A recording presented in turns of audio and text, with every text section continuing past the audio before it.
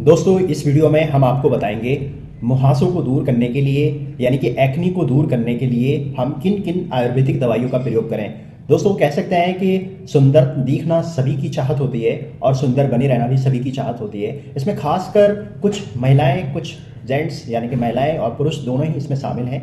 दोनों ही की इच्छा रहती है कि वो खूबसूरत दिखें और खूबसूरत बने रहें। एक एज के अकॉर्डिंग, एक एज के अनुसार एक्नी जो मुहासे हैं वो बहुत ज़्यादा परेशान करते हैं। आप उन मुहासों से आपका चेहरा बिल्कुल एकदम ख़राब हो जाता है और स्किन पिगमेंटेशन, जगह जगह धब्बे, जगह जगह झाइयाँ, जगह जगह पिंपल्स की वजह से गड्ढे हो जाते हैं। यानी कि चेहरे में, गालों पे, जहाँ भी पिंपल्स अगर दिखाई देता है तो वहाँ पे बहुत ज़्यादा खुरदरी स्किन हो जाती है। और अपनी उस खुरदरी स्किन को, अपने आप को अच्छा दिखाई देने के लिए, अपने आप को एक्नी से बचने के लिए हमें क्या क्या उपाय करने चाहिए, क्या क्या जड़ी बूटियों का प्रयोग करना चाहिए ताकि हमें किसी भी प्रकार का एक्नी जैसा यानी कि मुहासों जैसी किसी भी परेशानी का सामना नहीं करना पड़े।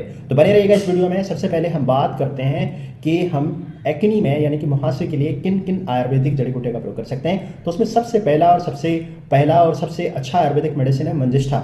मंजिष्ठा हम कह सकते हैं कि इसका इस्तेमाल हम लसिका तंत्र यानी कि लिम्फेटिक सिस्टम को सुधारने में इसका बहुत ही ज़्यादा योगदान है।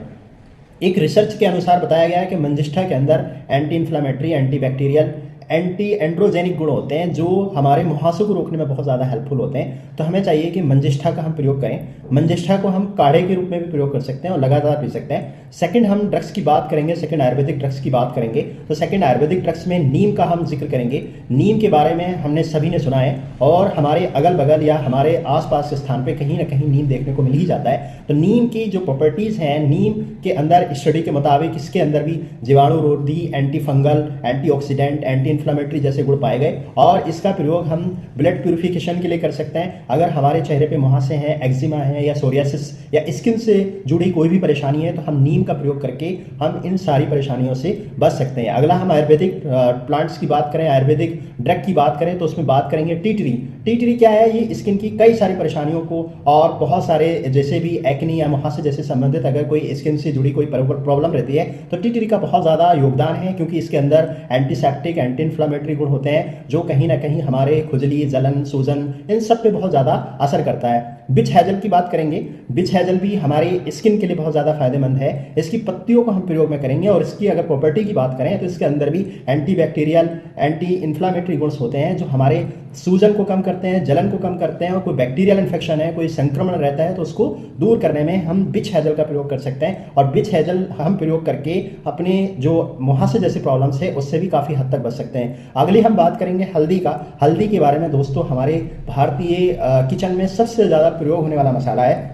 हल्दी के बारे में हमने सभी ने सुना है। हल्दी हम कुछ लोगों को उपटन के रूप में यानी कि चेहरे में ग्लोइंग लाने के लिए, चेहरे को अच्छा करने के लिए भी देते हैं। और अगर हम इसके गुणों की बात करें तो इसके अंदर एंटी इन्फ्लामेटरी और बहुत सारे ऐसे गुण हैं, एंटी बैक्टीरियल गुण हैं जो हमारे बैक्टीरिया से लड़ने में भी मदद करता है और साथ ही साथ में हमारे सूजन में या फिर दर्द में इसका बहुत अच्छा रोल देखा गया। अगर ट्रॉपिकल भी हम इसको लगा सकते हैं और अपने मसालों के रूप में भी खा सकते हैं और वैसे भी हम इसका प्रयोग खाने के रूप में भी देख सकते हैं, अपने खाने में हम प्रयोग में ला सकते हैं। और मसालों की अगर बात करें या फिर क्रीम्स की बात करें तो बहुत सारे क्रीम्स के अंदर भी हम हल्दी को पड़ा हुआ देखेंगे। तो हल्दी के अंदर जो गुण हैं वो बहुत ही ज़्यादा मददगार हैं, बहुत ही ज़्यादा अच्छे गुण हैं जो हमारे चेहरे को बहुत अच्छा करता है। और ये मुहासे, झुर्रियाँ या फिर स्किन पिगमेंटेशन जैसी जो प्रॉब्लम्स है उनमें बहुत ज़्यादा इसका योगदान है। फिर अगला हम बात करेंगे शहद और दालचीनी। शहद और दालचीनी आयुर्वेद में खास महत्व है। रिसर्च के मुताबिक इसका पता चला है कि शहद और